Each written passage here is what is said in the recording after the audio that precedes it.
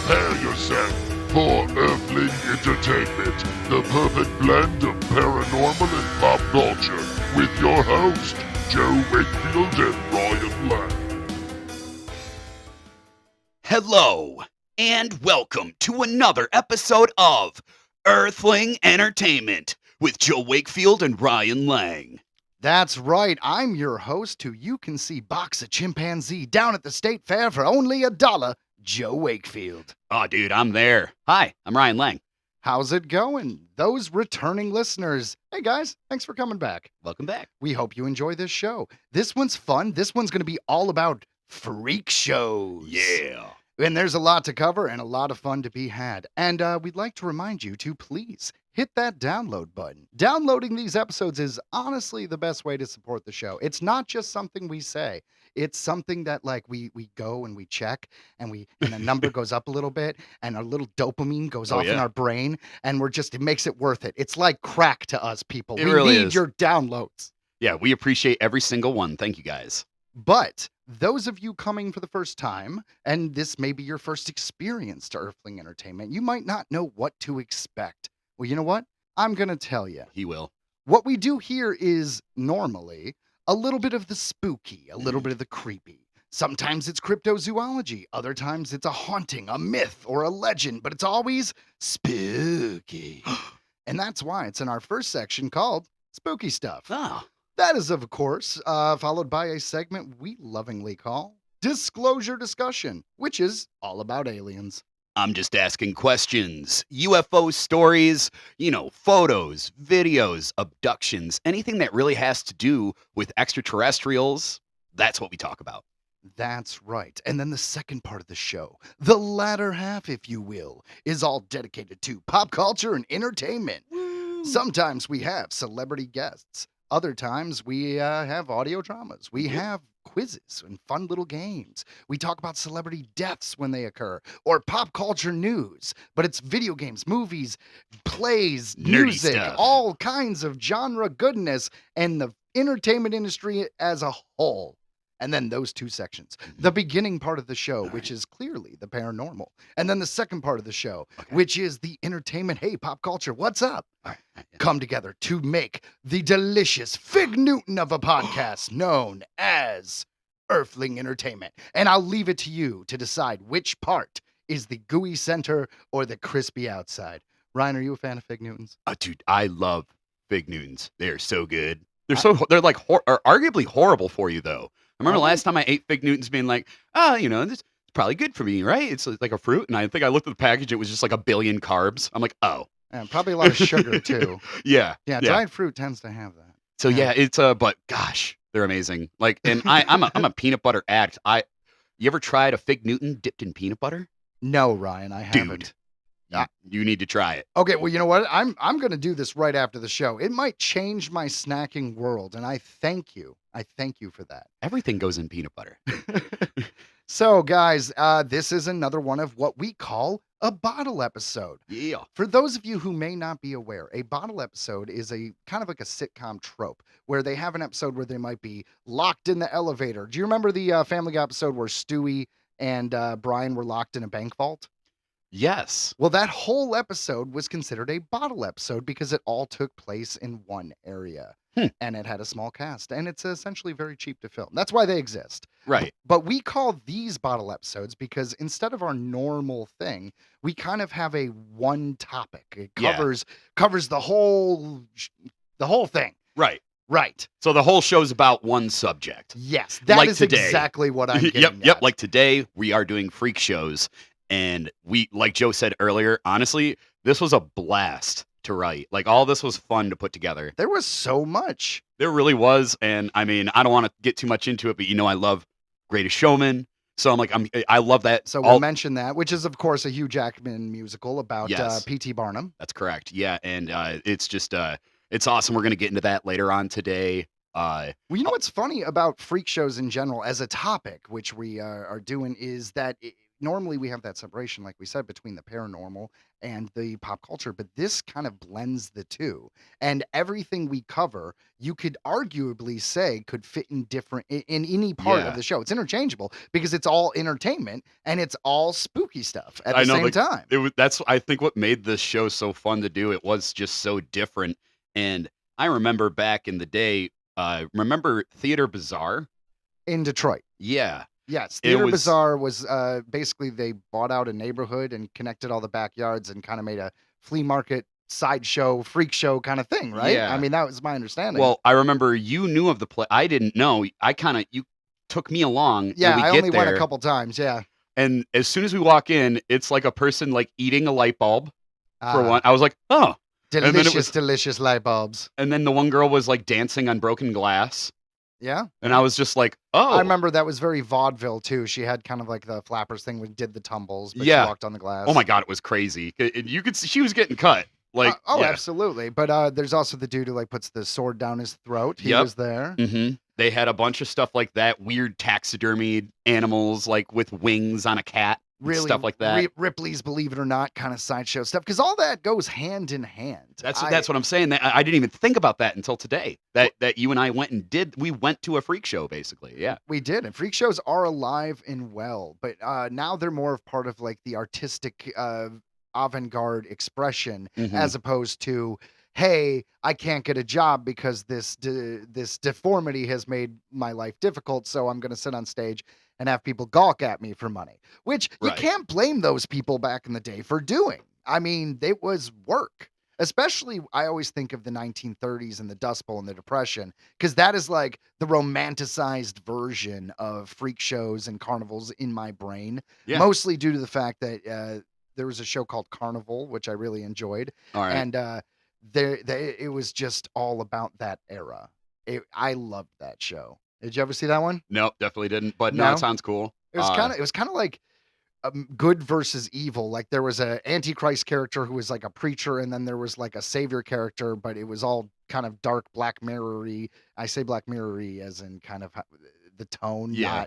not because there's any form of technology. This takes place in the 30s. Right. And in the freak show, you got the psychic, and there's a lot of like prophecy. It's really, really good. It only lasted 2 seasons, and it ended on kind of a cliffhanger, as so many of those shows do. But it was supposed to lead up to the Antichrist guy because he was a preacher leading all the migrants and all the people that were like, in the Depression who didn't have homes and were starving, because it was kind of like he presented it as like a holy movement, and it was going to get to the creation of the atom bomb. And it was Huh. it was a lot of fun things. I don't know. What was your favorite sideshow thing on television, man? I mean, I've already said The Greatest Showman, but I also saw the American Horror Story Oh yeah. season that took place with a bunch of freak show people and stuff. And I like how they did use like actual people. Yeah. So freaks in that one. I thought that was cool. yeah, it was really cool. The clown, that creepy clown with the face. Then wasn't that the one with the clown with the weird smile mask? Yeah, that was. Then he that takes was it off definitely and a his whole- scary part of the movie. His whole of the face show. is missing. Yeah, that was creepy. I think that guy played Drew Carey's brother in the Drew Carey show. That's unrelated. You're kidding me. I'm pretty sure. That's awesome. But no, I enjoyed that. They did a great job with it. Really messed up stuff in there. Spoiler alert! Like when they took like the midget lady, or I'm sorry, the little person, Yeah, that's fine. and, Continue. put her into a jar, Yeah, like with that like was creepy. formaldehyde or whatever. Yeah. It was messed up. Like to me, I don't know why, but that was like the most messed up scene to me. Well, it's a human being being drowned in formaldehyde and Yes, turned into a display. It's a horrifying concept. I mean, you don't have to be a little person for that to be scary. Imagine an alien or a giant putting you in a jar and screwing on the lid and filling it up with Mhm. liquid. That's not a good way to go, Ryan. And I forget the actor's name, but he played like the human lobster or whatever that had where his hands were kind of melded together Sure. in a weird way. He's done a lot of work. He was It's he was. Evan Peters, I believe. Thank you Yeah, very much. He was Quicksilver in all the X-Men. I was stuff. about to say Quicksilver. Yeah, Yeah, didn't he play Jeffrey Dahmer in like a He Netflix did. show that was like a really big deal? He did, and it's a huge deal, wasn't it? That's crazy how it exploded It after did. that. Oh yeah. So no, but yeah. So I think we should start with spooky stuff. Spooky stuff. The Freak Show. Gaping at others for entertainment is a centuries-old pastime. Already in 16th century Europe, wonders of nature, or freaks of nature, a term used for humans as well as animals, were put on display at royal courts. Spectators saw a parade of people with physical deformities, exotic animals, and people from the lands that were being discovered and conquered by European explorers. The shows in Europe were often small scale, with the audience paying a small fee to be allowed to peek behind the curtain at a freak hiding there. I mean, it makes perfect sense because if you think about it, if you were from a country, let's just say England, you would never have seen certain animals that come from Yeah. other parts of the world. So it would see, like, here is the crazy, like a duck-billed platypus. I know as a fact when it was introduced to the scientific community, they thought it was a joke. Like they thought people like threw things together and were trying to like pass a quick Oh my one God, on 'em. yeah. So anything strange, and it may sound kind of racist nowadays, but even people who looked drastically different than others were used to Yeah. probably Just different races were used as a spectacle. Yeah, because nobody traveled back then. Ugh, it's crazy. So in spring and summer, such shows traveled to the numerous fairs and annual markets held in larger and smaller cities. In winter, performances were held in beer houses, theaters, museums, and shops. Any old place. Right, anywhere that would let them be there. I'm sure they got a cut. Sometimes freak shows were part of larger entertainment shows, especially in North America, where large circuses toured the country to pitch their tents. Which was the whole thing Yeah. about Carnival, that show I love. Right.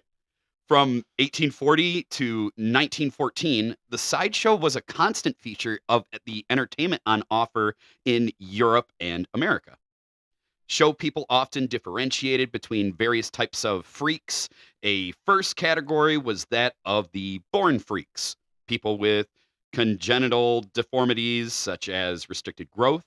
Another one was that of the self made freaks, who had turned their bodies into a spectacle, for instance, by covering themselves in tattoos from head to toe. Yeah, I'm reminded of the lizard guy. So he like split his tongue, so Yes. it would be he'd be able to move both sides independently, and he tattooed scales all over his body. Yep. And I'm pretty sure he put like horns under his skin, so he has like little protruding horns Yep. on his head. Yeah. Yeah, a lot of body modifications definitely qualify. Like I remember the Oh, I Catman. think he shaved his teeth too, that it was sharp. He did. Yeah. He did. And, What's the deal with the Catman? the Catman, he even had whiskers like surgically Implanted. implanted into his face, and he made his face more poofy. Oh, to, yeah, like, in the look right more area. Yeah, yeah. And he had I'm a Catman. dude. For real. So yeah, no, I mean that would definitely qualify for sure. I would pay to see that. Like, I would. Would you not? I would go to a freak show right now and see a guy who's like, I did a bunch of things to look like a cat. Do you ever see Oh, yeah. the woman who kept doing surgeries to try to look like Angelina Jolie? Yes, Well, frightening. She looks very unique now. She does. She does. If this was 200 years ago, I'm just saying she can make a I living. mean, yeah. You know what? Not a bad idea. Time travel. If you are unemployable, but you happen to still look crazy, you can get a job with the power of time travel. No, I would totally go to a freak show now. Because they're treated Well, right. It's not like exactly. it was back. Yeah, it's Well, not. now it's a show. You know what I Yeah. mean? Back then it was, in some cases, slavery, which is Yeah. not cool. Not cool, obviously. dude. It's not cool. This distinction suggests that people can be born as freaks. The term freak, however, is a label we give to people. It is not something people are born with. It results from the cultural gaze with which we view other people's bodies, and it is something that changes throughout time and circumstance. Yeah, that's true. You know what I mean? Like, men wearing high heels and having wigs was a thing in the 1700s. Now they're called drag queens. Right. Things change. In medieval, yeah. Sorry, I didn't know what to say. I know Ryan's just like, I'll just jump back. Sorry. In medieval, to be clear, Ryan, I wasn't saying anything pro or against that community. No, I was no. simply saying that in the 1700s they had the white curly wigs and they had little buckles and things that Oh no, you're would be right. considered No, female 100%. fashion nowadays. No, 100%. No, I just legitimately just drew a blank. Just legitimately didn't know what to say. Fair enough. In medieval Europe, for instance, a physical deformity might be seen as a punishment inflicted by God. Today, we use terms like disability or impairment when we speak of a physical limitation. In the 19th century and early 20th century, freaks were people who physically deviated from the norm. The bearded woman, for instance, was a freak not just because of her exceptional hair growth, but also because she challenged gender stereotyping. Which is what I just said. That's right. Exhibiting people who were different served, sorry, exhibiting people who were different served to define the norm and differentiate between those who satisfied it and those who did not. In this way, the freak show was an important instrument to decimate and confirm certain social ideas. This kind of spectacle was very popular with the public. Viewers were attracted by the aura and mystery surrounding these so-called human wonders. Their extraordinary bodies challenged the boundaries of the known and the imaginable. I think that's an awesome name for like a new wave band from the 80s, the Human Wonders. I do too. Yeah. That actually does sound good. I'm not saying I would like it, but I'm saying I'd give it a listen. Right. So show people, and I love all the weird words I found. Impresarios, Ooh. like the famous American showman P.T. Barnum, used every trick in the book to lure the crowds. Extremely small people were juxtaposed to exceptionally tall people to accentuate their size. Barnum's freak show featured individuals with unusual physical characteristics, unique abilities, or rare conditions. These performers were marketed as freaks of nature and became the main attraction at his museum. Mm. So it's straight up called it a museum. I mean, I would go. I would go. I'm sorry. That Yeah, I'd sounds go. awesome. I've been to the Ripley's one in Los Angeles. I haven't been to all the Ripley's ones, but the one in Hollywood, I did go to that one. That was nice. It was very touristy, obviously. It was on Hollywood Boulevard, so yeah. Sounds good. I like the one in Florida. Yeah. One of his most famous acts was Charles Stratton, or General Tom Thumb. Born in 1838, Stratton was a celebrated American dwarf who achieved international fame under the guidance of showman P.T. Barnum. Stratton stopped growing at 6 months old, reaching a maximum height of 2 feet 11 inches. Barnum discovered Stratton when he was just 4 years old and quickly saw his potential as a performer. Renaming him General Tom Thumb, Barnum trained him in various acts, including singing, dancing, and impersonations, and showcased him in the American Museum in New York City. Yeah, but what they don't tell you is he was also trained in 14 different languages, jujitsu, and the art of being a spy. It's actually this whole thing. He's That's like right. a little James Bond. 'Cause you want to know why, Ryan? You would have never expected him. Nope, never would have. It's a perfect crime. It is the perfect. That being said, obviously that's all fake, but it's amazing. Can you imagine not growing past 6 months? No. I mean, my kid is 2, so 6 months wasn't that long ago, and I just imagine he wasn't even able to walk very well. You know what I mean? Obviously, this gentleman was. You know, he sang and he danced. P.T. Barnum kind of made a show, with him, so he was more functional than a 6-month-old. But I just imagine that body size. It blows. That isn't it.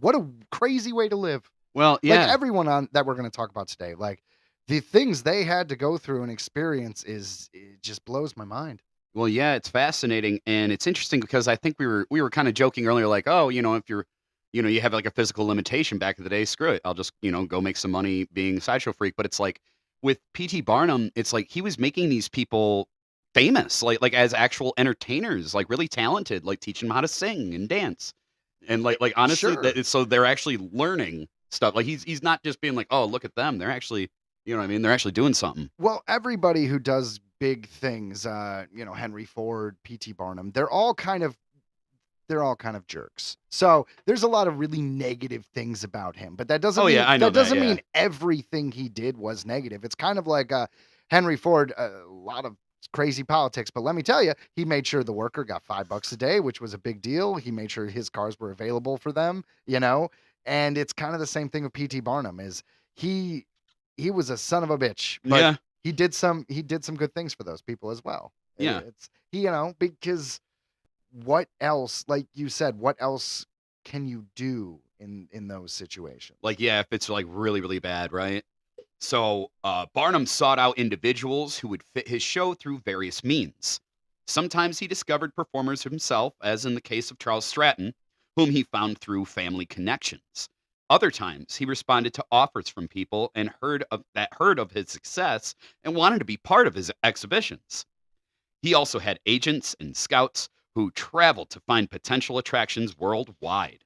Have you seen Lobster Boy? We're looking for him. We gotta go get him. Get him for the show. I mean, yeah, that's what they, right? You just go to town and you just kind of ask around. Come on, Lobster Boy. We're gonna make you a star. You're gonna get all the women's. That's right. All the monies and all the women's. That's like one of my favorite accents ever, is just like the weird American old film accent. It's like a mixture of English, like an English accent and like European, and it just makes no sense. I love it. Come on, kid. Let's go for a spin. We'll talk about everything we need to do to make you a star.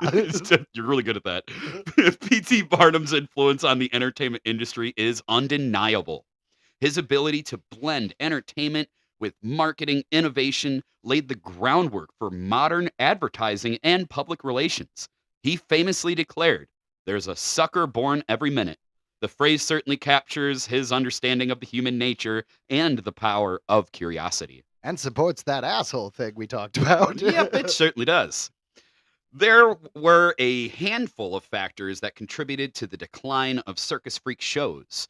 In the 1890s, popularity began to dwindle when more and more people felt bothered by the obvious ethical and moral issues of placing people's physical misfortunes in the spotlight.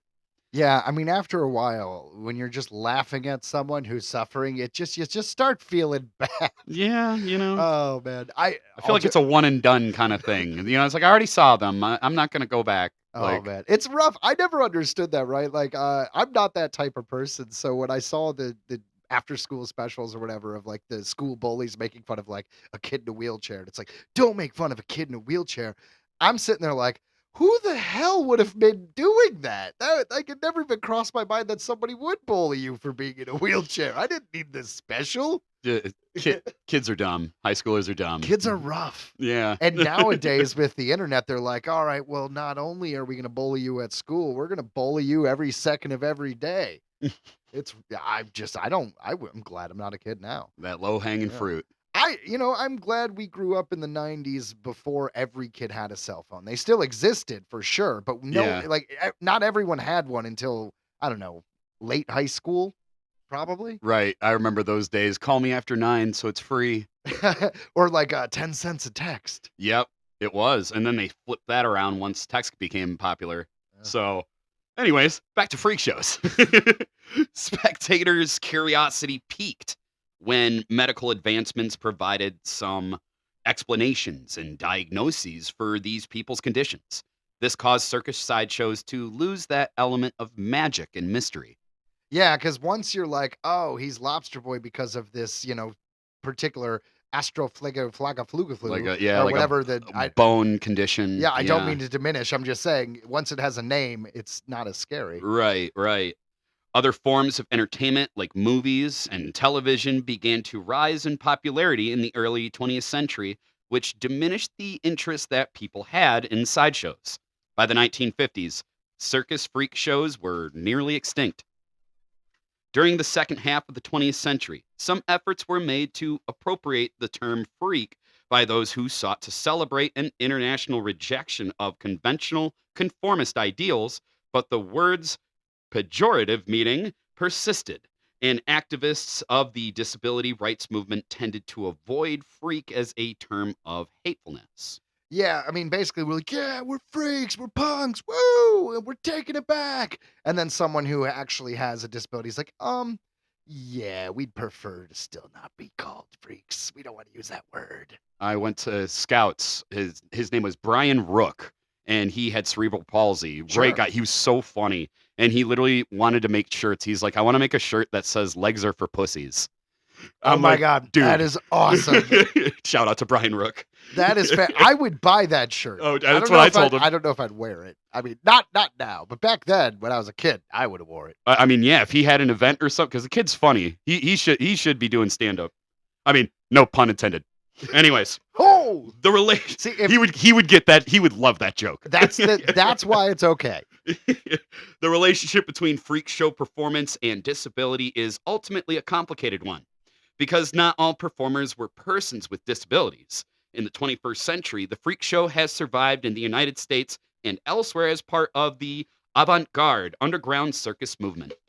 Da-da-da, which is what we were talking about with Theater Bazaar earlier. Yes, Yeah, yes. that is an exact. And I love Theater Bazaar. You know what sucks is I'm pretty sure it got shut down because too many people knew about it. It became it was underground. It was just kind of like a party. And then it became a venue. And once it Well, became I a was gonna venue, say, the city was like, none of this is up to code. Yeah, because I remember, they moved to, I think, an actual building. They I had think. to because the Yeah. whole neighborhood setup. It was cool, but yeah. They built a lot of weird structures, and it was if you built a really cool tree fort in your backyard, and your kids are playing on it, and that's fine. And then your friends' kids come over, and then that's fine, right? Everyone's playing on the tree fort. But then when you start charging admission and a whole neighborhood's visiting, And it this was tree like fort, $200. now it's an event, and now you have to have like proper plumbing and all the electricity, and then you got to bring it up to code and make sure that the steps are exactly 16 inches apart and whatever. Well, I don't know. I felt like that was my problem. I wanted to go to Theater Bazaar once they moved to their different location or whatever, but yeah, tickets were like $250 or something. And I was just like, Look, guys, we're gonna level with you. We had to build everything to code, like I just said, and that costs money. I mean, So I get it, and you got all the talent, you've got the build, you got everything you got to do. So I mean, it's hard. what's the opposite of we're passing the savings off to you? We're passing the bill up to you. I mean, yeah, that's pretty much it. And speaking of passing the bill, that is the end of spooky stuff. That was a terrible transition. It worked great. Speaking of passing the bill. That's right. Yeah, or speaking of bad transitions, here is There you go. That's better. Disclosure discussion. Ha ha ha ha. It's about aliens and stuff. Aliens in freak shows. Throughout the existence of freak shows, there have been sideshow acts and performers throughout history who claim to be extraterrestrial or were marketed that way. Yeah, it's a good hook. Yeah. Right. Here are a few notable cases. Iceman, or the Minnesota Iceman. Which could just be anybody who lives in Minnesota. It could be. It's very cold. Well, this is actually one of the most famous hoaxes in the cryptid sideshow world. In the late 1960s, a sideshow attraction claimed to have the frozen body of a Bigfoot-like creature. Some promoters pushed the idea that it was an alien or a prehistoric man. I remember hearing about this. That's such a different thing. Like, it could be from a different planet or our planet, and it's us. Right. It's like, it could be red or blue. Either way, right?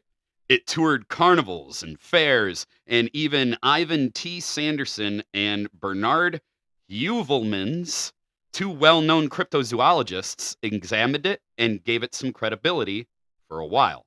Later, it was exposed as a model made of rubber and latex. So were those guys paid off, or were they just dumb? I don't know. I mean, were they like, yeah, it looks legit to me, but they never actually touched it?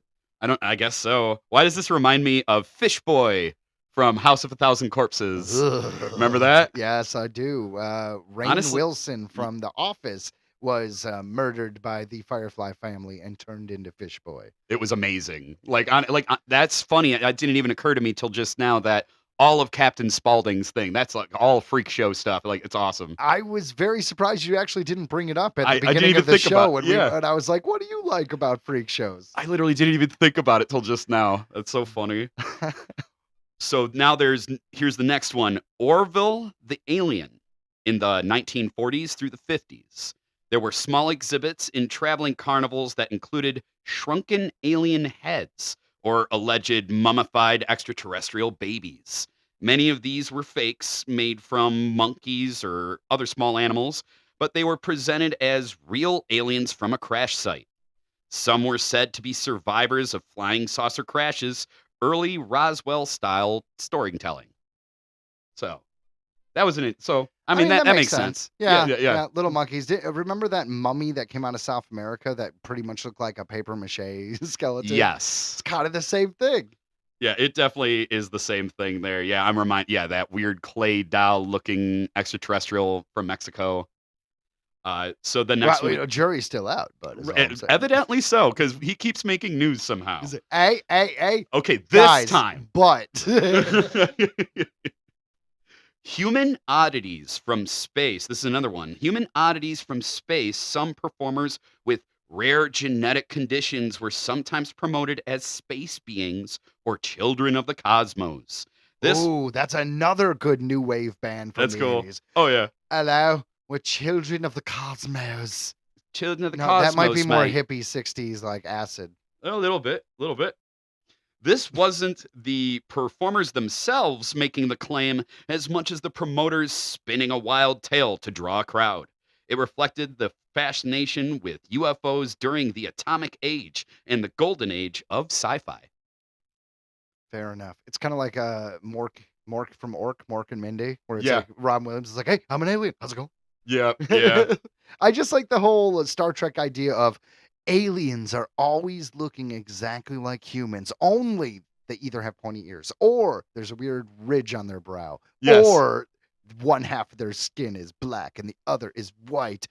Oh, I know, yeah. Even Rick and Morty made fun of that. They're like, those guys have pointy nipples. We have swirly nipples. That's right. Kill That's them.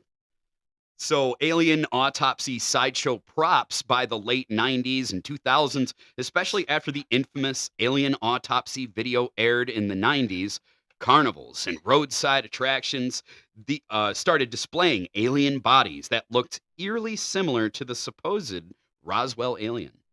These were often taxidermied or molded figures, sometimes accompanied by performers in alien handler costumes. I want to know what that is.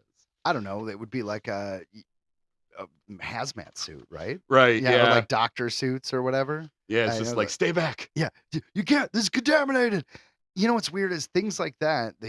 That's what popularized the alien head, the gray image or the green image of an alien that's almond shaped with the big almond shaped eyes. Yeah. You know, you have this great alien tattoo, and it's a perfect example of that. Oh, yeah. So it could be these sideshows that helped popularize that image.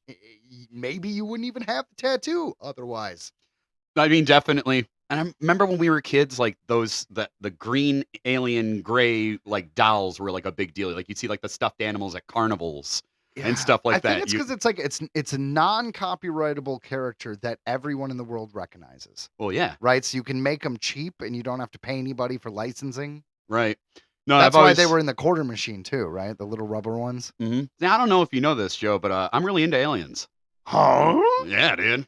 Since when? I mean, sorry, I didn't mean to drop that bomb on you guys today. Well, anybody who is a longtime listener will know that in the early episodes of Earthling Entertainment, the section Disclosure Discussion was actually titled Ryan's Disclosure Discussion. Oh, that's right. I forgot. Yeah, so I'm aware. We've been doing the show so long that I'm forgetting things now.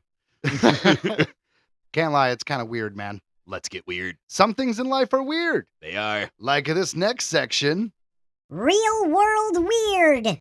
That's right, Earthlings. It's time for us to talk more about some of the individuals who have performed at freak shows in the past.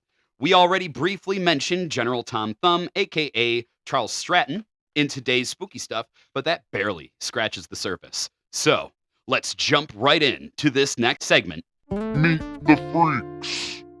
Myrtle Corbin, the four-legged girl. Born in 1868, Myrtle Corbin entered the freak show circuit at the age of 13 and was billed as the four-legged girl from Texas. Due to a condition known as dipagus, Yeah, it looks like Dipagus. Corbin had been born with two separate pelvises situated side by side. With each pelvis, she also had two sets of legs. One set was average sized, while the other was small. Yeah, the small set was kind of in the middle. Yeah. The two It kind of looks like a doll is sitting on her lap. It does. A It little really bit, yeah. Yeah. She could do that with her act, I'll bet. The two smaller legs were side by side, flanked on either side by the longer legs. So like Joe said, the middle ones being small, the ones on the outside being large, being normal sized. According to medical reports, Corbin had the ability to move her two inner legs, but they were too weak to sustain her weight or to be used as walking. That would be amazing, though. Can you imagine if she like lifted her long normal legs on the outside up and just used the little legs to like kind of walk around? That would be the craziest thing I'd ever see. That would be like I said. That I'm sure she worked on it. Yeah, but they can't sport her weight, which makes sense. But being able to move them is still interesting because they've like the image is her sitting on the chair. Can you imagine just kicking those middle legs like la Oh, yeah. da di da? That's all you do. Doctors also noted that Corbin had 2 sets of internal and external reproductive anatomies. Known for her gentle and happy disposition. I don't. Okay, we don't have to. We don't have to get into it. I'm not trying to be gross, but I do not understand what an external sexual organ would be for a female. What does that mean? I think that means she's got both parts.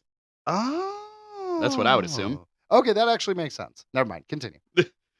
Known for her gentle and happy disposition, Corbin became a very popular sideshow performer, earning up to $450 a week. It's a lot of money. That's a lot of That money. actually does seem back like a then. lot of money. Yeah. Well, Eventu- that's a big act. Yeah.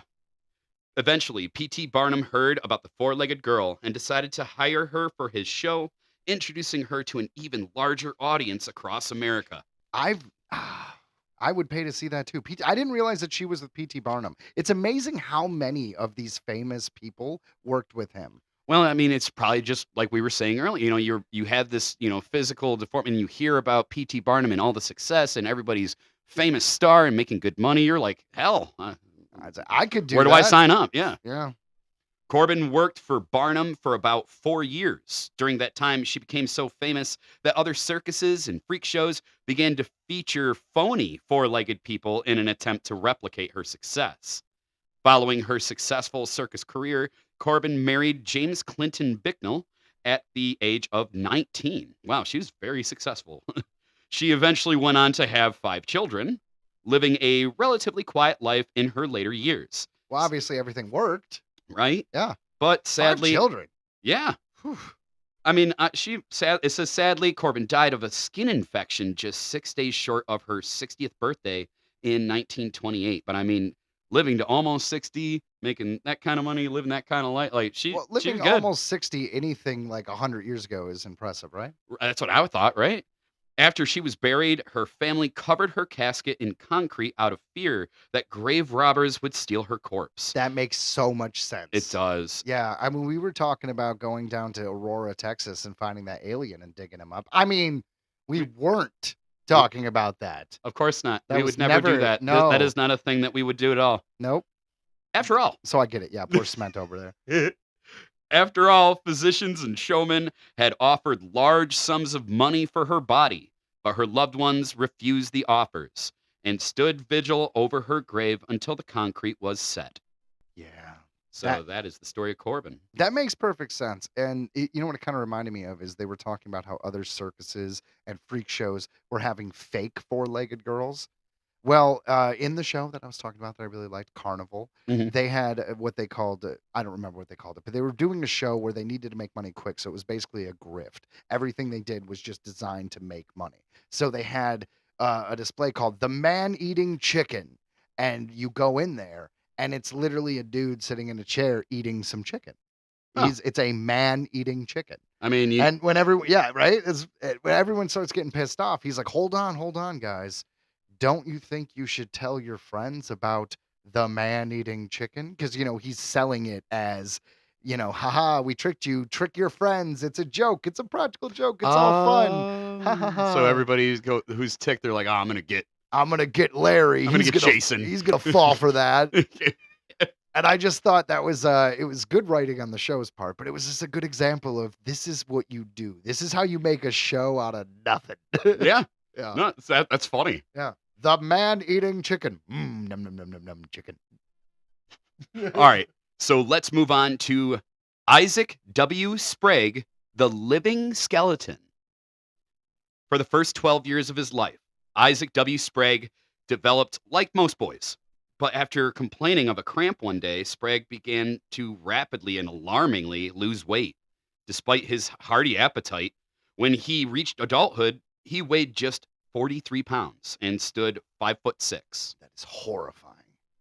And by the time he was in his 20s, Sprague was desperate to find work. His parents had died, and Sprague's condition sapped his energy, making it difficult to find a job. After a showman suggested he put himself on display, Sprague went on to New York City to see if he could meet P.T. Barnum. Once again, that's the guy you call. Yep. You want to be famous, kid? Hey, kid, you want to be famous? You want to be in the big show? Come over here. You should Meet be in the P- pictures, kid. Meet the PT Bonham. He'll put you on the center stage. And what is it called? The center ring. Yeah. Everyone's gonna like you.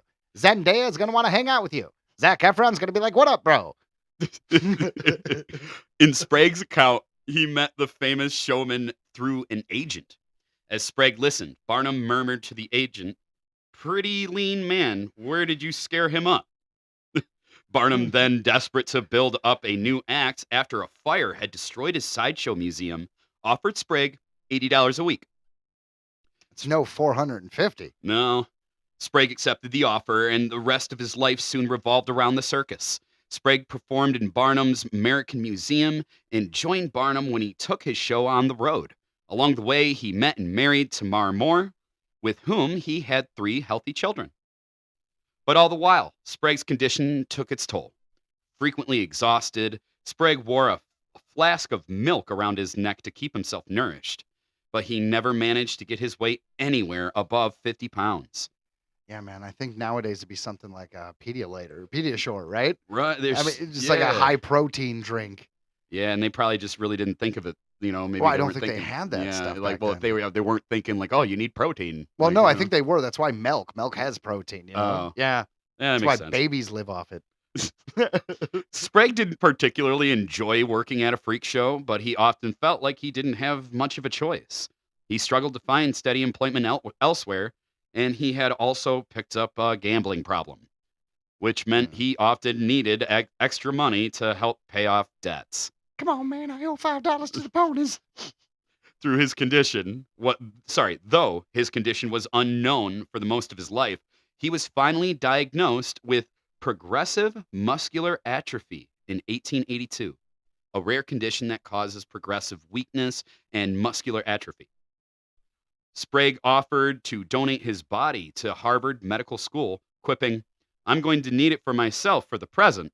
They can't have it till I get through with it." At least he had some humor about it. He did. And I bet it was nice actually getting some kind of diagnosis. Because, like I mentioned earlier, once it has a name, it stops being so scary. Yeah. Like you could handle it more once it's like, okay, this is something that happens to X amount of people because of a hormone or whatever. It's the devil you know versus the one you don't. Right. Right. And it's probably nice to be like, oh, this has nothing to do with the fact that I'm being punished for some arbitrary religious reason. Right. Isaac Sprague died on January 5th, 1887. Though he earned good money as a performer, Sprague gambled much of it away and died in poverty. That's how I'm going to Wait, go. don't we all feel like that sometimes, people? All right, so let's go ahead and move on to our next one. This is a lot of people should Oh, should hold on. The human skeleton. How do you feel about that? Is Oh. that something you would go see? I don't know. I don't know. I kind of draw the line on that one. I can't help it. Like I even think like even if let's say back then and I didn't know any better, I think I still would just be like it's just a really thin guy. Like, this doesn't do it for me, guys. Do better. Give me a man-eating chicken. Right? Give me a man-eating chicken. All right. So this we can next go into one- number 3. I know you wanted to jump into it because you're excited. This one's one of your favorites. She is. She's really famous, really depicted in the American Horror Story circus season. So here we go. Schlitzie, or Pinhead. One of the most prolific freak show performers, Schlitzie appeared in most major circuses of the 20th century, including Dobrich International Circus, Ringling Brothers, and Barnum and Bailey Circus, and the Tom Mix Circus. Oh, forgive me. I don't know why I thought she was a she. My bad. Well, He- I think the character in American Horror Story was a woman. and Okay, so that's why you thought. okay. My bad. Yeah, so it was based on this gentleman. Right. So he was born around 1901 with a condition called microcephaly. This condition causes a small brain, skull, and head, as well as an underdeveloped body. Schlitzie, whose real name may have been Simon Metz, spent his early life in foster homes before landing the circus. There, Schlitzie charmed his fellow performers with his childlike innocence. With the mental capacity of a 3 or 4-year-old, he could only speak in short sentences and phrases. But Schlitzie also endured the taunts of jeering audiences who called him a freak, a cretin, and a moron. But in 1932, Schlitzie got something of a big break when he was cast in the film Freaks. Yeah, that's a great film. We're going to talk about it later. At the end of the show, the last segment is a whole breakdown about that movie. So strap in. That's going to be a lot of fun. Though the movie was panned, the Hollywood Reporter called it an outrageous onslaught upon the feelings, the senses, the brains, and the stomachs of an audience. Yeah, they did not like it. It briefly made Schlitzie a star. However, fleeting fame couldn't save Schlitzie from the harsh world of circus life. Though a chimp trainer named George Surtees took Schlitzie under his wing and cared for him like a son, Surtees soon died. And then his daughter decided to send Schlitzie to a mental institution in Los Angeles. Yeah, that sucks.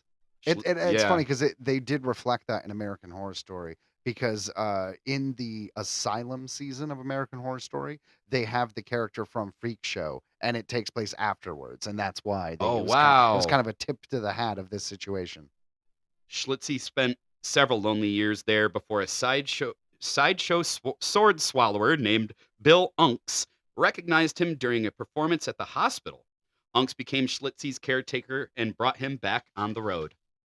He spent the last few years of his life performing before retiring in Los Angeles. In 1971, Schlitzie died and was buried in an unmarked grave. It wasn't until 2007 that a fan raised enough money to place a black headstone on Schlitzie's resting place, a sign of respect and acknowledgement that the freak show performer so lacked during his life. It's kind of amazing that a fan did that. No, Raised that's the money to awesome. do that. Whew. No, that's wonderful. Yeah, no, well deserved. What a legend. Amazing. It makes you wonder how they saw their life because they talked about that condition makes them have a small skull and a small brain, and it said Right. they didn't have the mental capacity beyond a 3-year-old. So how does a 3-year-old look at the world, especially with all the experiences that an adult has to endure? It's a weird mindset to think about, to try to put your head in that mind space. It really is. Yeah, like what a life that he had to live, And I mean, his legacy lives on. Yeah, there's a lot of weird things that could happen to you just by, the world, just by circumstance, and you wonder how life would be. Like our next guys, the brothers said they had something that coined a whole phrase. Chang and Ang Bunker, the Siamese twins. In 1829, a Scottish merchant named Robert Hunter saw an unusual sight in the water while visiting the kingdom of Siam, which is now known as Thailand. Two boys, conjoined at the sternum, were taking a swim together. The boys, who were named Chang and Ang Bunker, had been born in 1811 in a small town near Bangkok. They were considered medical marvels, especially since they had almost completely separate bodies, save for a small 4-inch bridge of flesh that connected them. Hunter immediately saw an opportunity to make a profit. He tracked down the twins' mother and paid her $500 to exhibit her children as a curiosity on a tour of the world as the Siamese twins. Like I said, coined a whole phrase. Yep. I mean, when you hear about conjoined twins, what do people say? They usually call them Siamese twins. Yeah. It's dawning on me now that that's probably really offensive because it should be conjoined twins, but that's is where it comes from. No, it's true. No, it's the history.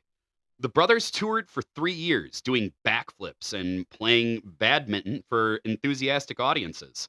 While they were a very popular act, they barely saw any money from their performances and were often treated like property rather than people while they were working with Hunter. Yeah, it sucks. It's like you're an indentured servant. You're practically a damn slave. Right. Tired of the exploitation, the brothers ended their contract with Hunter once they turned 21. For years afterward, they ran a show of their own, where they were able to earn their own money and perform on their own terms. Still, they didn't like being gawked at and quit performing in freak shows and circus performances altogether.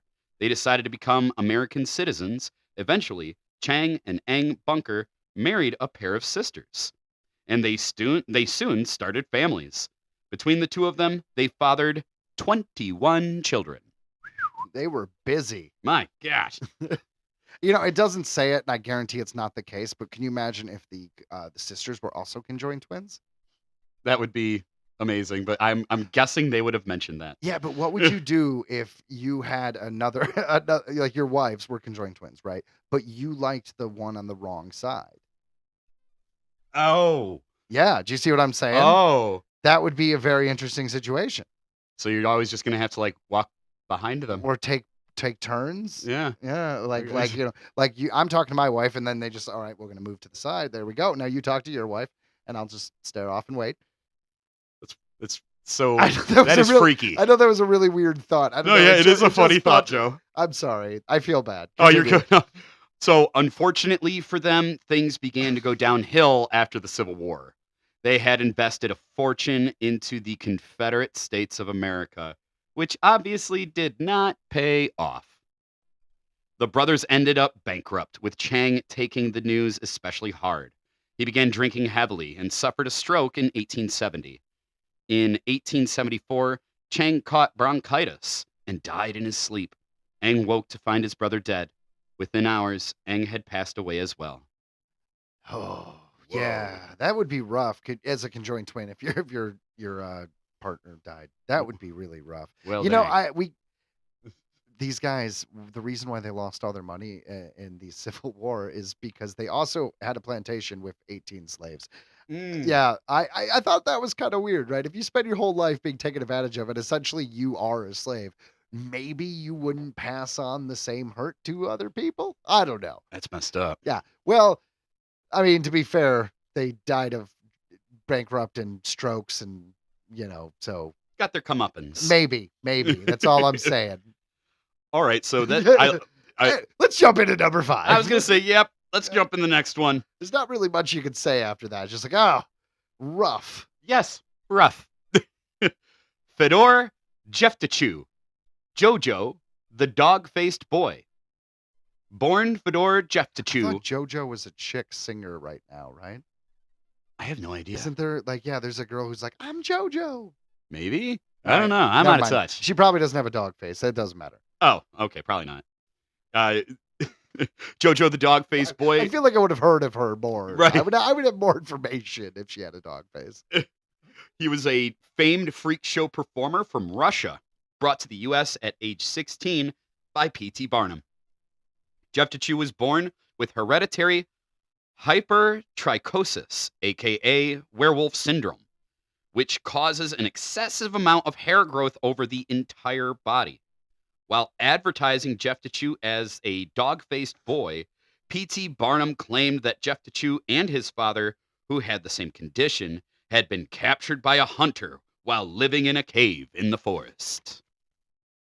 Though Jeftachew was described as gentle, his father was depicted as a savage who was unable to be tamed and was thus killed by the hunter.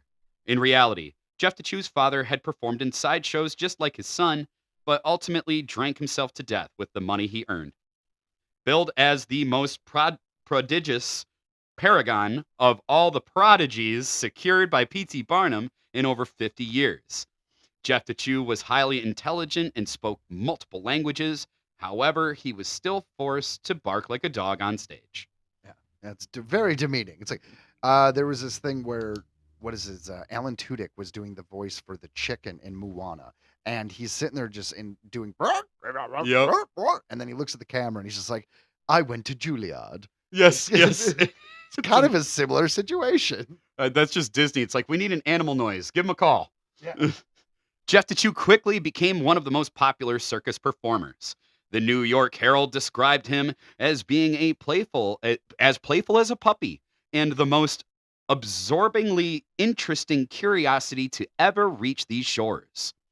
Tragically, Jeftachew died of pneumonia at the age of 35 on January 31st, 1904 in Greece. When news of his death reached the United States, he was mourned by fans and other performers all over the country. Yeah, he was definitely one of the famous ones. I met a gentleman who had this. He goes by Larry the Wolf Boy. Mhm. And I met him at a freak show that I got to see while I was hanging out in California. Really, really nice guy. We actually have the image on our Instagram. And if you guys aren't already doing that, make sure to follow Earthling Entertainment on Instagram. It's just at Earthling Entertainment. Or you could hit us up at Earthling Entertainment Podcast at gmail.com and send any pictures you might have with a fun sideshow that you guys have gotten to go see. That'd be great. Yeah, no, that'd be awesome. So, but yeah, no, and Joe's got the picture right here too. I'm looking at it, and that's awesome. So, when was this? It was definitely a few years ago. I would have to say maybe 2015 or 16. Look at you with your spiked hair. Yeah, I was very slim at the time because I had it in my head that I'm like, oh man, I'm in California. I'm gonna walk Runyon Canyon every single day. You were. And it was like three miles uphill practically. Coming from Michigan where everything's flat. Let me tell you, that was a rough one. Yeah, pretty much. But man, that was a great list of freaks, if I have to say, you know? And there were so many that I didn't cover. You know, there was the tallest man in the world. They mentioned that P.T. Barnum juxtaposed, I can't say that word at the moment, compared a large and short man to show the differences. Well, he was also there. There was the bearded woman, which you briefly mentioned. Yep. There was the woman from Ohio who had the giant foot. Like she had elephantitis in one foot. It was just a whole bunch of stuff. And it's amazing how many of them are just like, oh, that is nowadays we have names. Those are all medical marvels. Right. They all were. And I don't know, it's just really cool. Like what a strange thing, you know, and that's why I think it just fits our show, Freakshows, because it's spooky, it's eerie, it's the unknown. Like, you know what I mean? Like it's creepy. It is. Coming June 7th, 2025, it's the third annual Cryptids and Paranormal Conference held at Our House. With guest speakers Ronnie LeBlanc, Expedition Bigfoot, paranormal researcher Lyle Blackburn, ghost hunter Ron Iacovetti, Dr. Jeff Meldrum, and from Phantoms and Monsters, Lon Strickler. That's June 7th, 2025, Our House, located at 420 Adelphia Road, Farmingdale, New Jersey. Tickets are $45, available at Eventbrite. We will see you there. Calling all comic fans, it's time to feed your brain at Green Brain Comics, where the freshest new issues, graphic novels, and manga hit the shelves every week. Whether you're looking for the hottest new series or the latest small press sensation, we've got it all. Every genre for every age, Green Brain Comics is your one-stop shop for all things graphic storytelling. Got questions? Our friendly staff knows their stuff. Whether you're a longtime fan or new to the world of comics, we've got recommendations that'll keep you coming back for more. And don't forget to check out our special events. Green Brain Comics is not just a store, it's a community. Located in East Downtown Dearborn, we are at Green Brain Comics on Facebook, Instagram, and YouTube. Shop online at greenbraincomics.com, and remember to feed your brain at Green Brain Comics. You've entered the pop culture section. Now, because we are doing, freak shows, this is one of those weird cases where our beginning being spooky and our second half being pop culture kind of blend together because it's all the same thing almost. Yeah. But nonetheless, something we haven't talked about yet, music mumbles. You ready? Ready. Let's do it. Music mumbles. Disney announces The Greatest Showman stage musical. This is an article from August 13th, 2024, and brought to us by theatermania.com. The Greatest Showman is being adapted into a full stage musical. Disney revealed the much anticipated news at D23, its big fan event in Anaheim. The musical film starring Hugh Jackman, Zendaya, Zac Efron, and Keala Settle, which explores the life and fortunes of the circus entertainer P.T. Barnum, first premiered at the end of 2017 and went on to be a box office smash, making $435 million worldwide. Numbers in that film include The Greatest Show, A Million Dreams, Rewrite the Stars, and From Now On. It features music by composers Benj Pasek and Justin Paul, responsible for the musicals Dear Evan Hansen, Dogfight, and A Christmas Story. The duo were recently in London and posted images from rehearsal rooms alongside a number of award-winning West End stars, though it is unconfirmed whether this was for The Greatest Showman or another project. The company said in a statement today, the stage adaptation of The Greatest Showman, featuring the Academy Award nominated songs of Benj Pasek and Justin Paul, will announce production timetable, creative team, and cast at a later date.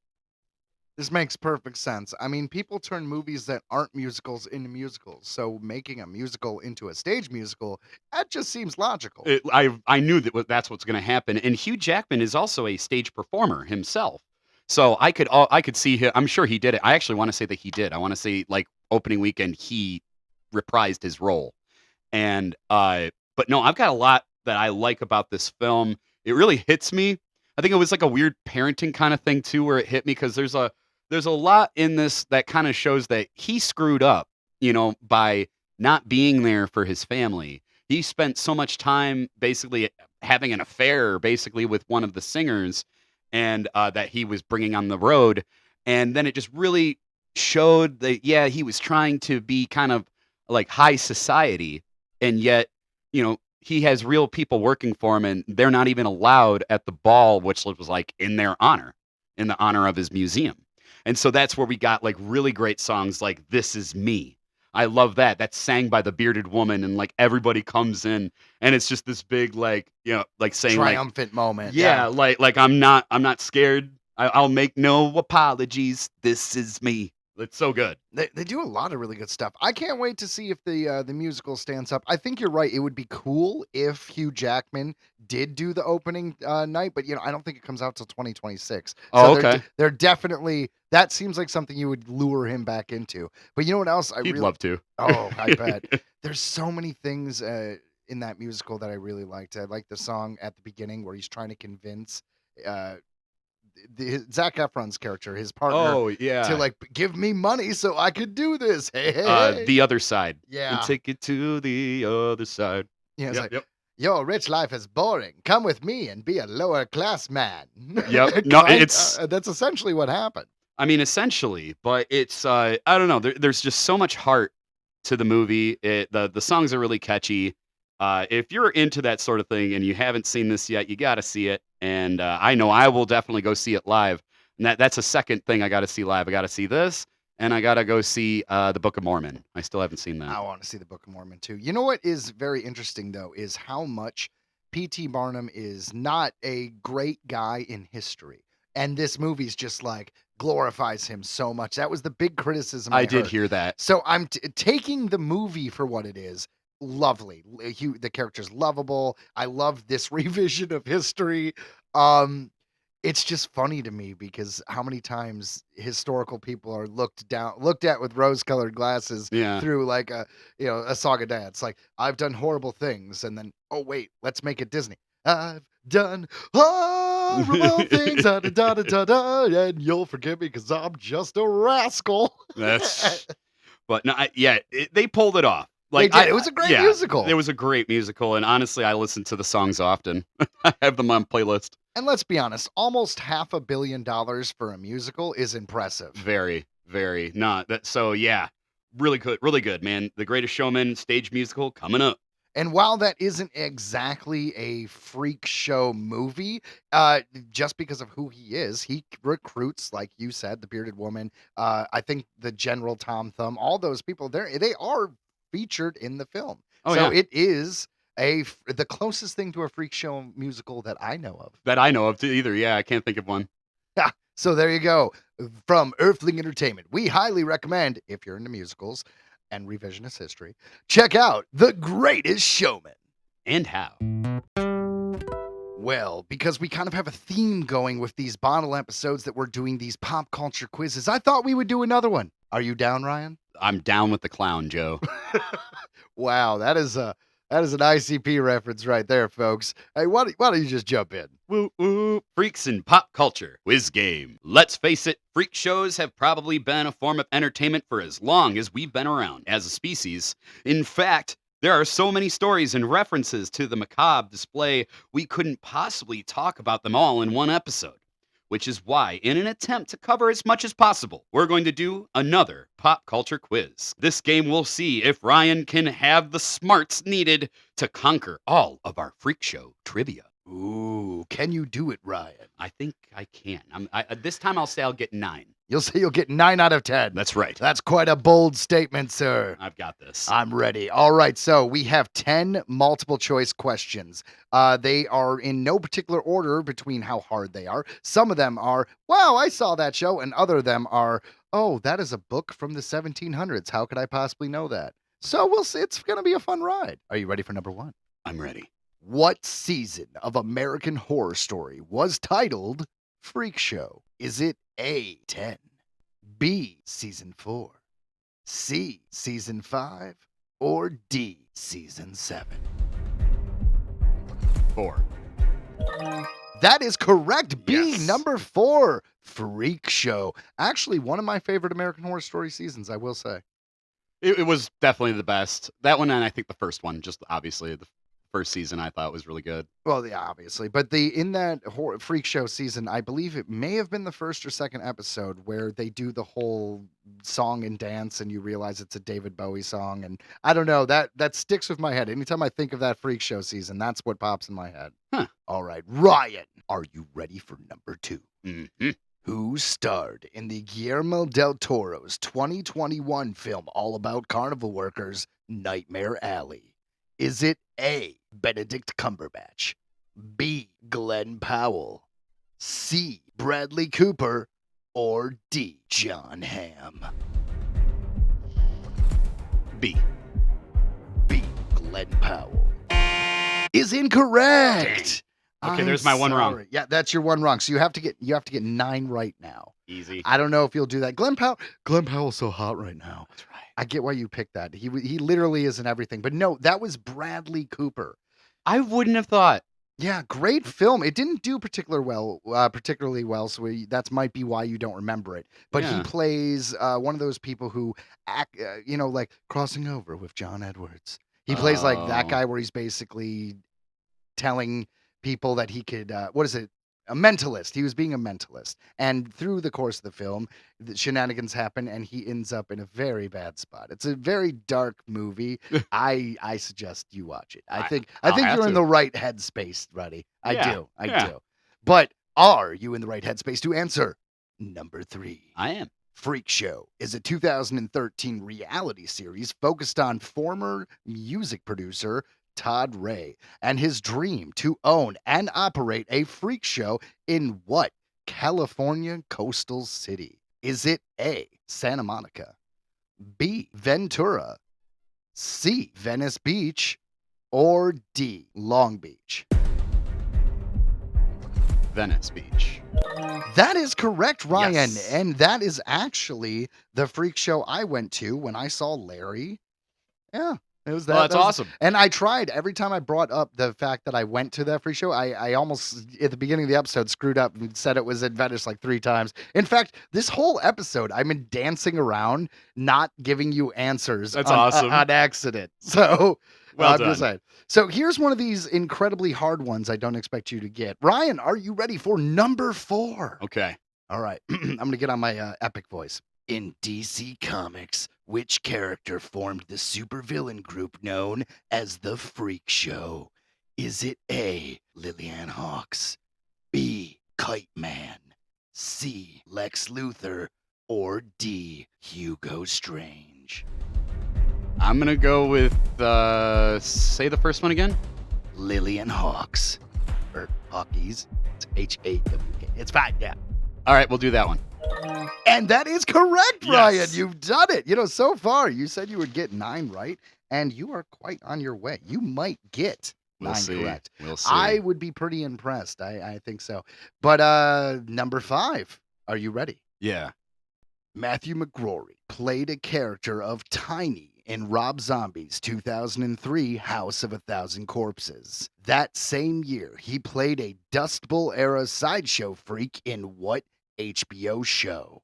A, Carnival Row, B, Entourage, C, True Blood, or D, Carnival? B. B, Entourage. is incorrect. Dang. Yeah. That's it. You pretty much lost. You blew it. Yep. There's no way for you to get 9 right now. No, there's no way. I just want you to know that all of your grandfathers are ashamed. I know. It is important that you realize the dishonor you've brought to your family. I realize it. Thank you. It is brought to my attention. All right, here's your redemption, buddy. Number 6. What X-Files Season 2 episode is set in the circus town of Gibson, Florida? Is it A, My Town, B, Swamp Life, C, Humbug, or D, Small Town Gothic? Small town Gothic. I'm sorry, that is incorrect. The correct answer is actually C, Humbug. I thought I'm like, well, it's definitely not that. I thought the one you go That with, sounded like Joe made it up. That's what that sounded like. you know what the one Joe made up was? My Town. Oh, Yeah. I was like, well, that's too obvious. You get that. So, number 7. The 2007 Asylum-made horror film Freakshow is the unofficial remake of what 1930s movie? Is it A, The Circus Clown, 1933, B, Freaks, 1932, C, The Circus, 1936, or D, Under the Big Top, 1938? I'm going to have to say B just because we talked about it, and I'm just going to throw it out there. B, Freaks is correct, Ryan. 4 right, 3 wrong. Yeah, not quite the average you'd want, but you're still ahead of the game. I'm doing all right. Yeah, you All are. right. Yeah. Are you ready for number 8, though? Yes, sir. I know you are very knowledgeable in this particular niche thing, so We'll see. We'll see. We'll see. What 1991 VCR board game was based on the concept of freak shows? Is it A, Nightmare, B, Come One, Come All, C, Doorways to Horror, or D, The Harbingers? I want to come one, come all. Oh, I'm sorry. It was actually A, Nightmares. Nice. Yeah. Nice. Do you remember those VCR games? No. So when the Disney's Gargoyles came out, it was like 1996. They basically had the first 3 episodes be a movie, and they released it as a movie, a straight-to-video movie. And it was just the pilot episode, basically what sets off the events of the whole show. But they came with a VCR game where at the end of the credits, it would play 20 minutes where it had a timer, and every like 5 or 10 minutes, a character would pop up and be like, "You got to go back 3 spaces," or something like that. And the package actually came with a VHS that was puffed up to the point where you open it up and you had like paper doll versions of a board game, and it was a straight up VCR board game. But that was just playing on the trend of VCR board games, which were huge in the 80s and the 90s. I'm going to be honest. I've never heard of this. Really? Never. There's such a big thing. I mean, do you remember Seen It back in the day? Like Seen It. It was like a DVD board game where it was trivia. I remember there were like trivia like DVDs, I guess. Well, it's basically before DVDs, they were VHSs. Yeah. See, I didn't know. That's funny. You know what's funny is I'm not even that old. It's just that we were poor. So we got a lot of shit from resale shops and were hand-me-downs from cousins. So I tended to play with toys or watch TV where it was like, this is a rerun from a cartoon 10 years ago. That's why I'm not old enough to have been like a young kid in the 80s, but I know all of 80s pop culture. I was a 90s kid, same as you. Yep. All right, bud. Well, let's jump into number 9. What is the name of the sinister carnival that is the center focus of Ray Bradbury's Something Wicked This Way Comes? Is it A, Dr. Insano's Hell Playground, B, Cougar and Dark's Pandemonium Shadow Show, C, the Frank Brothers Oddities and Modern Marvels Show, or D, Mad Mardigan's Mean Mugs Museum? The last one. Mad Mardigan's Mean Mugs Museum is incorrect. I'm sorry. Ryan, Mad Mardigan was the name of Val Kilmer's character in Willow. I don't even know. It's that- I don't think I ever saw Willow. Oh, that's funny. I know of Willow. Wow. All right. Fair enough. I feel you've rocked my world with this one. No, the answer, to be clear, was B, Cougar and Dark's Pandemonium Shadow Show. See, I wouldn't have guessed that one either. That sounded like another Joe answer. Oh, in Mad Mardigan's Mean Mugs Museum, didn't? No, honestly, I don't know why, but I did. Number 10. What werewolf movie is about a traveling circus of carnival freak performers? Is it A, The Cursed, B, The Traveling Werewolf, C, The Howling number 6, or D, Ginger Snaps Back? Gosh. I'll repeat the question. What werewolf movie is about a traveling carnival of freak show performers? Is it A, The Cursed, B, The Traveling Werewolf, C, The Howling Part 6, or D, Ginger Snaps Back? I'll go with The Howling Part 6. And that is correct. No way. Yes, that is totally Yes. correct. You know when they start getting into like 4, 5, and 6, that the filmmakers can pretty much do whatever they want. That's where my head went. That's why I want to make Tremors 9. Yes, I'm just sir. saying. Yes, sir. I Awesome. back you on that. Awesome. Fair enough. All right, Ryan. so 50%, not bad. You know what? There seems to be a common theme here, bud, where you seem to get pretty damn close to 50% every single time. Yeah, not Yeah, bad. I'm a yeah. good guesser. You, I don't know if it's guessing. There's definitely some knowledge there. A little bit. I was applying like logic because a lot of it I was unfamiliar with, but I'm just like, okay. Like, I tried to, and I know how you're kind of writing too, so. Fair enough. But hey, guys, how did you do at home? Did you rank your own answers? Did you get close? Did you know that DC Comics won? Because like I mentioned before, I'm a comics guy, but some of these comic questions are very obscure. The name was so wild, I'm like, that has to be it. Yeah, you did get that one. You did that one. Yeah, that's why I was like, okay, well, it's got to be her. And now, for the final segment of the show today, we're going to talk about a really, really cool film. It came out in the 1930s, and I love it. I actually bought it digitally on Vudu, of all places. So it's pretty short, but that's because it got cut up to hell. But you'll hear all about that. Going with today's theme, here is a deep dive on the movie Freaks, 1932, a sadly misunderstood fairy tale. In the 1930s, the darkest corners of the human soul found their voice in American cinemas, embodied by creatures designed to instill fear. On the screen, characters like Frankenstein, the Mummy, and Dracula reigned supreme, cementing themselves in the history of modern culture. The director of the latter, Todd Browning, was thus given free rein to create another terrifying monster. However, he chose a slightly different approach, showcasing not one, but an entire group of them, and a plethora, if you will. and in an unusually sympathetic and unconventional light.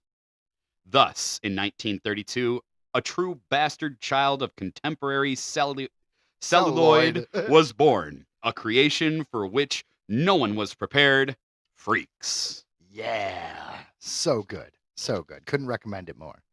Freaks is often categorized as a horror film, but this label is both inaccurate and deeply unfair.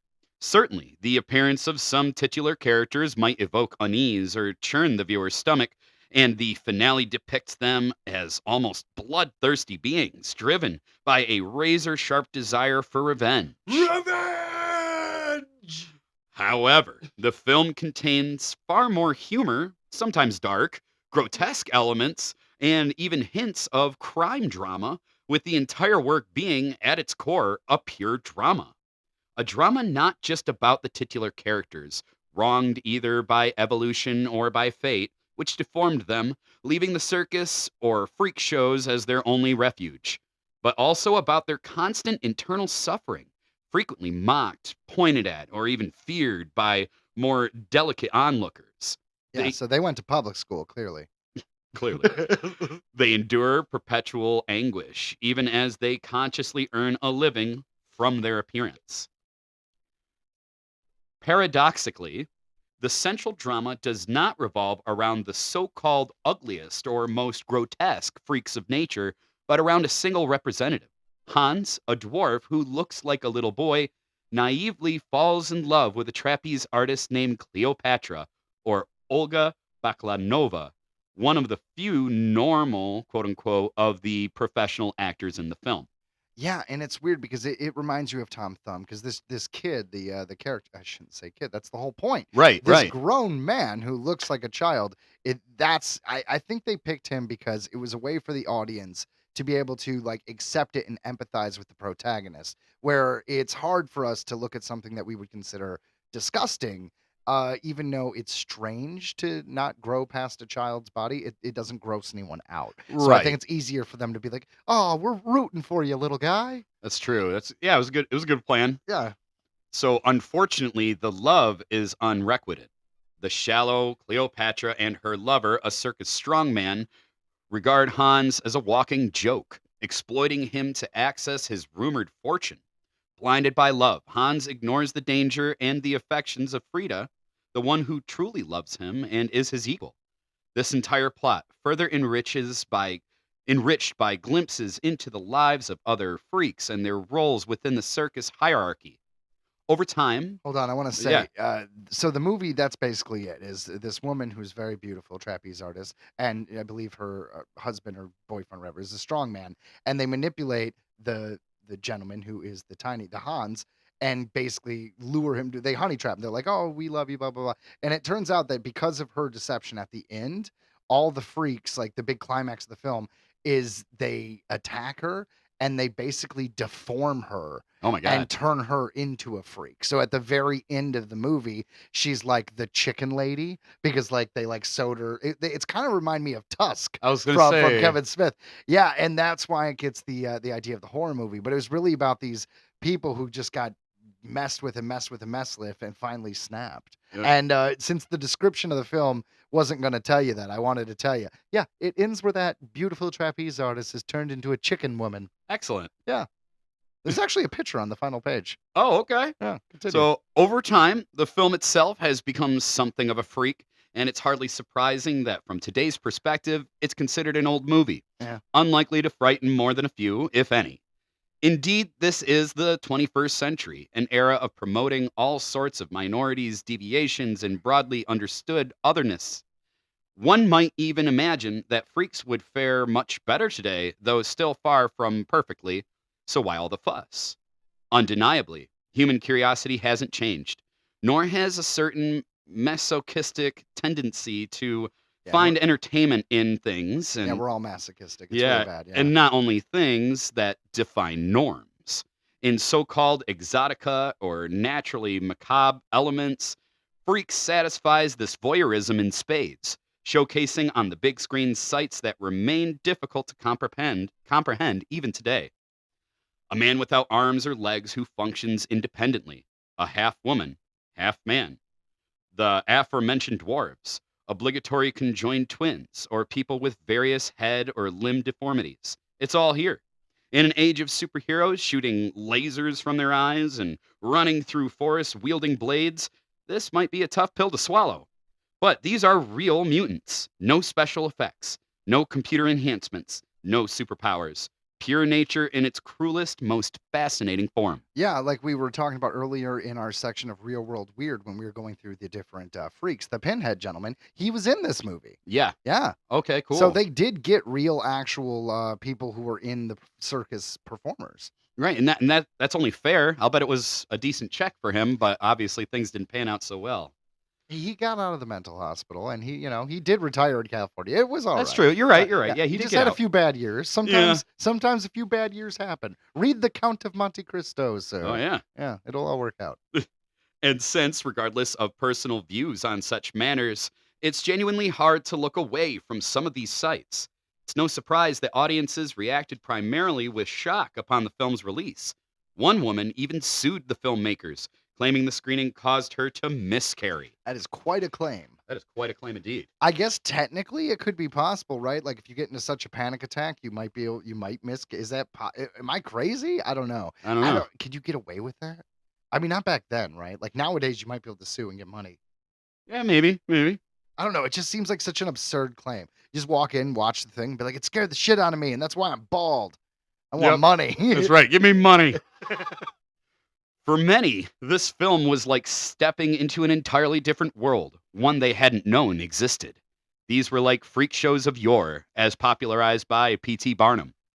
This is a fitting comparison, as Browning drew inspiration from his early years spent in the circus as a clown and acrobat. Some cast members also worked in the circus. Another source of inspiration was Clarence Aaron Robbins' short story Spurs, initially acquired for Hollywood by Lon Chaney and ultimately forming the basis of Freaks. MGM Studios shot the film entirely on its own lot, keeping the main cast hidden not only from the outside world, but also from the full-fledged members of the crew who never shared meals or bathrooms with the Freaks. See, I wonder if that was because they were trying to keep it like a secret or a surprise, or they didn't want to draw attention, or was it just purely for jerk reasons? I think it's like a 50-50 there. I think it's like, oh, like, this film will do so much better if no one even gets to see them until we release it. So, they got to pay to see it. And then it's like, yeah, I'm sure there was like a factor of, well, we don't want, everybody's got to eat. I'm sure they were being jerks about it, It's not like they're like, well, we can't have these cell phone videos getting out there. Right. People spoil it on all the interwebs. So no, it was just selfish. The finished film was advertised with slogans worthy of cheap traveling carnival shows like the strangest, most shocking human story ever told. The strangest, most shocking human story ever told. Are you afraid to believe what your eyes see? Yes. This was enough to draw audiences to the premiere screenings in droves. Ultimately, the budget of $350,000 didn't even come close to breaking even, as Browning's work was immediately decreed as disgraceful and blasphemous after its initial screenings. Audiences fainted, critics lambasted the creators, and local authorities began banning the film, where it remained prohibited in some areas even today. The situation wasn't much better across the ocean. In the UK, the film wasn't officially released until 30 years later, and even then, only with the highest possible age restriction, X. Nearly 30 minutes of various scenes were cut, never to be recovered, despite many efforts to locate them. The film was reduced to just 64 minutes, which is painfully evident as many scenes end abruptly with no cause and effects continuity, and some subplots are just left hanging. That's the only version I've ever seen was the hour and 4-minute version. It's not bad. I mean, because I just assumed those weird things were just because it's an old film. You know what I mean? Right. Yeah, that's what I would think as well.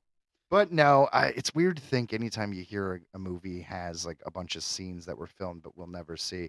Because you always want to see them. It's like the Batgirl movie from Warner Brothers. Mm-hmm. It could be the worst movie ever, but the fact that they did a tax write-off and we can't see it makes me want to see it. I want to see Brendan Fraser as a bad guy. Right? Watch The Whale. He was arguably kind of a bad guy in that film, wasn't he? That was the saddest movie ever. I don't need to be watching films that sad, Joe. No, that's why when you told me the other day and you're like, comedy is not really what I pick. I'm always for like drama and stuff. I'm like, man, sometimes you just got to be a little happier when you watch stuff. It raises the whole temperature of the room in like a good direction. I suppose.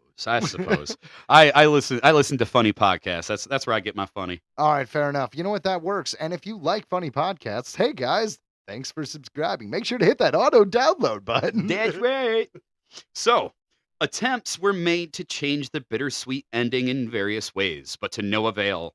Reduced to the role of the tragic yet vibrant characters it portrayed, the film was not only quickly pulled from cinemas, but also largely disowned, sold to the first buyer for a modest sum.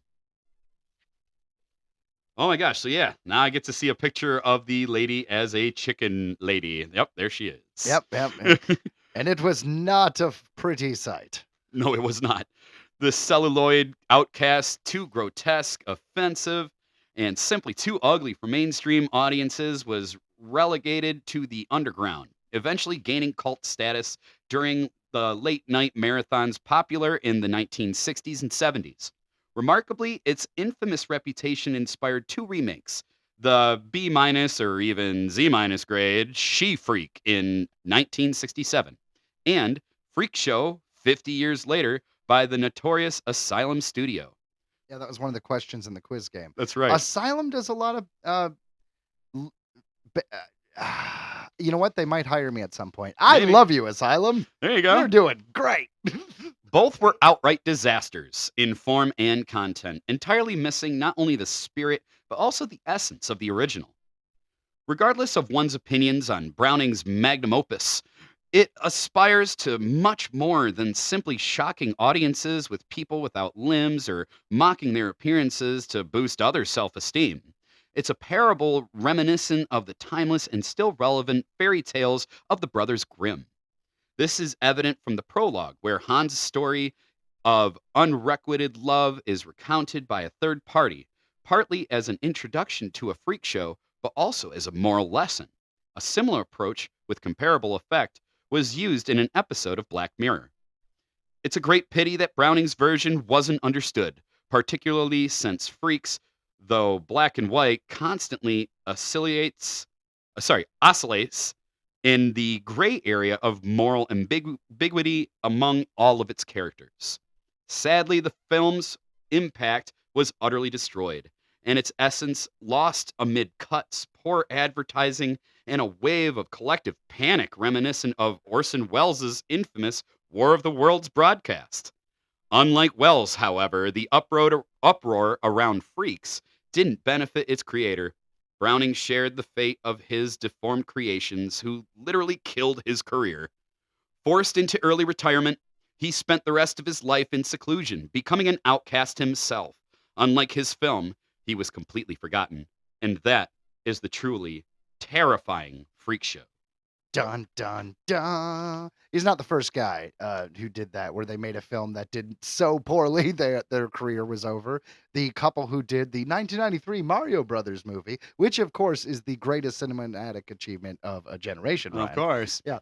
They never worked again either. It happens. But Freaks is so good. And honestly, guys, if you want to see this film, it is out there. The 64-minute version, like I mentioned, I got it on Vudu. I keep saying Voodoo. They renamed it Fandango at Home, which if you listen to our Voodoo episode, you would know that from that quiz game. Yep. Yeah. Yep. And I got that wrong. Yeah. So anyways, if you want to check out Freaks, you could find it on fandango.home, or there's a website called, what is it? Just Seen It or Seen It? Here, I can bring it up right now on my phone. So this is actually a great tip, guys. It's called Just Watch. Yeah, Just Watch. And it's a website or an app. And if you get that, anything you're looking for, you can put in there and it'll tell you where it's streaming or whether or not it's not streaming. And you can even put in all the different streaming apps you own, so it'll narrow it down like, hey, you have this or you don't. Yeah, direct links. It's they didn't pay for a sponsorship or anything. It's just I use that tool quite a bit. I use it all the time. And anytime I hear about one of these obscure movies, especially something from like almost 100 years ago, it's a good thing to, be able to locate it. Yeah. So guys, did you like our Freak Show episode? Ryan, did you like our Freak Show episode? I did. That was a fun ride.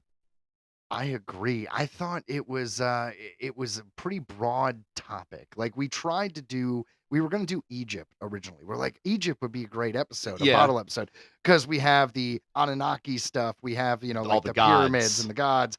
And then it became, I don't know, unfocused. Yeah. Yeah. Egypt was weird. It was weirdly broad to try to do a whole episode. So I'm glad we pivoted last minute into this Freak Show episode. I agree. This was a fun ride, like I said, and it reminded me of like, yeah, of course I know, like House 1,000 Corpses. That was like one of my favorite movies.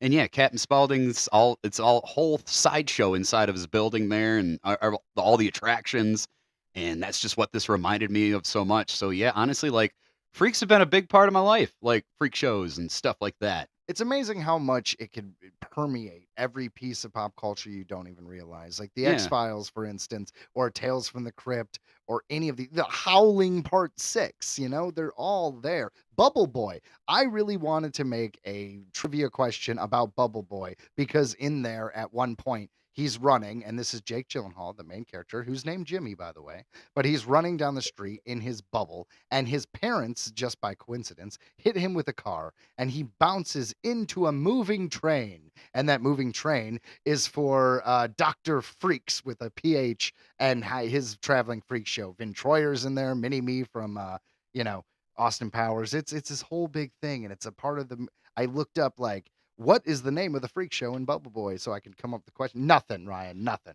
Nothing. But the point I was trying to make is just freak shows showing up in all different parts of pop culture you wouldn't even think of. No, yeah, and it's funny because it reminded me of another one that I was like, oh my gosh, I can think of another freak show thing, and it was Tales from the Crypt, the episode Lower Birth. Season 2, Episode 14, came out July 3rd, 1990. Yeah. Enoch, the two-faced man, an attraction at a sideshow, falls in love with a 4,000-year-old mummy, eventually leading up to the conception of their bastard child, the Crypt Keeper. Oh my God! So I'll it was never the forget origin that. of the Crypt Keeper. And I remember them like walking in on him, and he's just like, "Yeah," like as he just totally banged the mummy, and then literally she pops out a freaking Crypt Keeper little baby. Oh my God! It was awesome. That is a thing. So that's what that reminded me of with the love story in Freaks. So this feels like a bit of a tip of the hat, a little bit, like because it's like a love story with like a freak show guy, but they went Tales of the Crypt with it and made the creeper. Gotta love it. Fair enough.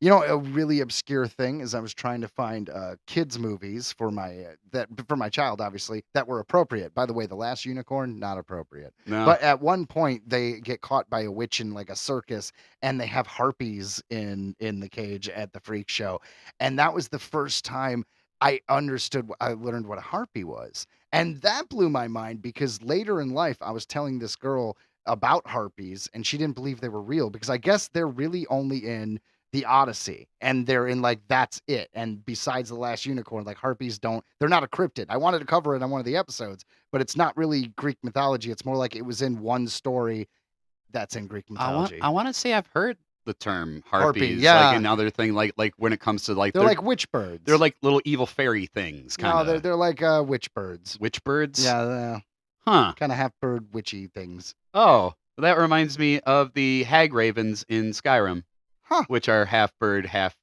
women witches, and they shoot fireballs at you. And if you get too close, they claw you with their sharp claws. They See, get you. that's what I wanted to do too. I wanted to find something about video games that had sideshows, and the only thing I find was like sideshow, like what is it? Moving novel. What do they call it? Interactive novels. Yeah, Yeah. I couldn't. I literally have just the Tales from the Crypt just came out of nowhere. Like so, like I'm trying. I've been trying to think of different things that I can reference, but I think I might have covered all I know for now. Fair enough. You know, as soon as we're done recording, a billion things are going to pop in your head. Be like, oh, yeah, that Alvin and the Chipmunks thing. Oh, yeah, that South Park thing. Oh, yeah, that novel I had to read in high school. Because it's just freak shows are everywhere.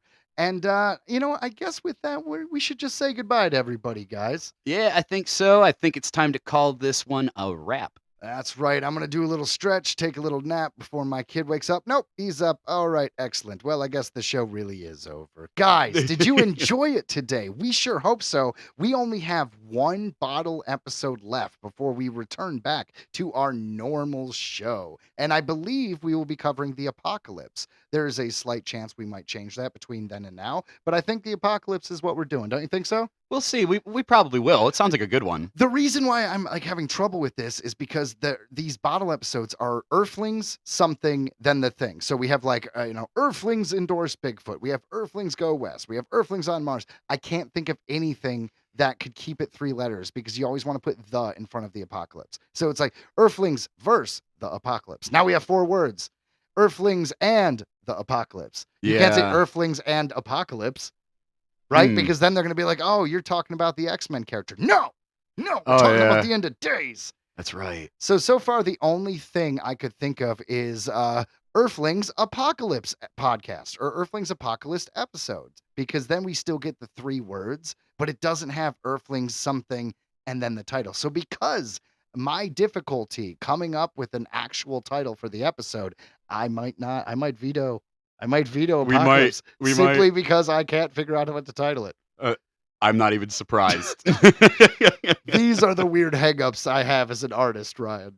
Well, I have a feeling that you'll come up with something. If not, we've done a quick flipperoo before. We can pull it off. If not, f it, we're doing snowmen. All right. Yes. So, guys, remember to hit that download button. Thanks for listening. We hope to see you next week. And from all of us here at Earthling Entertainment, see ya. Goodbye.